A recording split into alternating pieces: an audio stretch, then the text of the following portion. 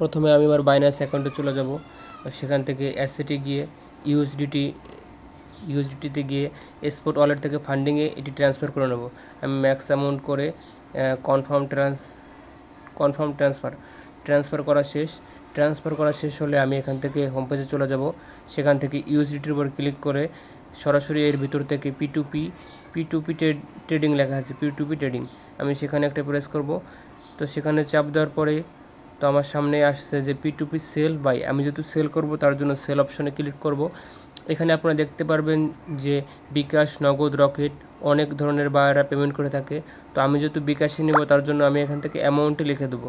অ্যামাউন্টে লিখে দিলে আমার ডলার এটা খুঁজতে সহজ হবে, যে পেমেন্ট খুঁজতে সহজ হবে। যদি দেখতে হবে এটা 500 টাকা থেকে শুরু কোনটা থেকে।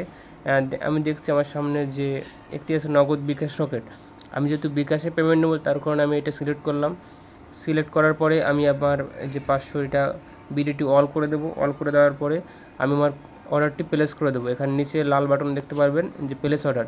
আমার অর্ডারটি প্লেস হয়ে গেছে, অর্ডারটি কনফার্ম হয়ে গেছে। তো আমি চাইলে তাদের সাথে সরাসরি কথা বলতে পারি এখান থেকে এসএমএসের মাধ্যমে, যে পেমেন্ট আমাদের দিবে তাদের সাথে সরাসরি কথা বলতে পারি। তো আমি একটা এসএমএস দিয়ে রাখলাম।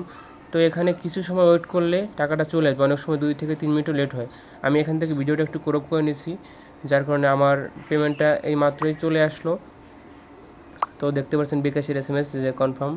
তো পেমেন্ট আসার পরে তারপরে আমি ডলারটা রিলিজ করে দেবো।